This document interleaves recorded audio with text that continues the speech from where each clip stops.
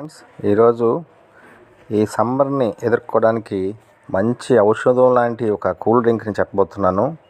దీనికోసం మనకు కావాల్సిన సామాన్లు కూడా చాలా తక్కువ అండి. సబ్జాలు, కటోరా, కూలింగ్ కోసం ఐస్ క్యూబ్స్, కొంచెం పంచదార, ఒక నిమ్మకాయ, అంతే అయిపోయింది. చాలా ఈజీ రెసిపీ అండి. ముందుగా నానబెట్టిన సబ్జాలు కొంచెం ఉబ్బిన తర్వాత, అంటే ఒక గంట సరిపోతుంది, దాన్ని ఒక దాంట్లో వేసుకున్నాం. దాంట్లోనే ఒక పూట అంతా నానబెట్టిన కటోరా అది కూడా వేసేసాం. దాంట్లో ఐస్ క్యూబ్స్ కూలింగ్ కోసం. కొంచెం రుచి కావాలి అనుకున్న వాళ్ళు పంచదార వేసుకోవచ్చు. నేనైతే పంచదార వేస్తున్నాను. కొంతమంది ఉప్పు కూడా ఇష్టపడే వాళ్ళు ఉంటారు. ఏదైనా సరే సెలవే, మామూలు సెలవు కాదనమాట.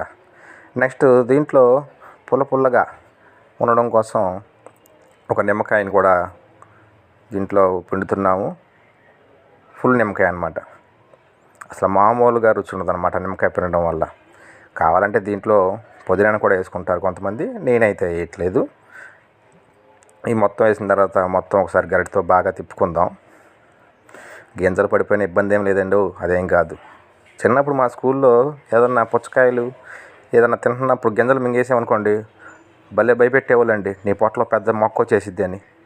మీకు ఇలాంటి ఎక్స్పీరియన్స్ ఏమైనా అయిందా చిన్నప్పుడు? అంతేనండి, మొత్తం ఒకసారి తిప్పేసి గ్లాసులో పోసుకొని తాగేయడమే. ఎంత చలమ అంటే మాటలో చెప్పలేమన్నమాట.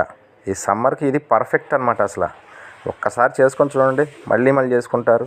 వారంలో ఒక 2-3 సార్లు కనుక ఇట్లా చేసుకున్నారంటే ఇంకా ఏ డాక్టర్ దగ్గరికి వెళ్ళవస్తుంది అనమాట మీరు.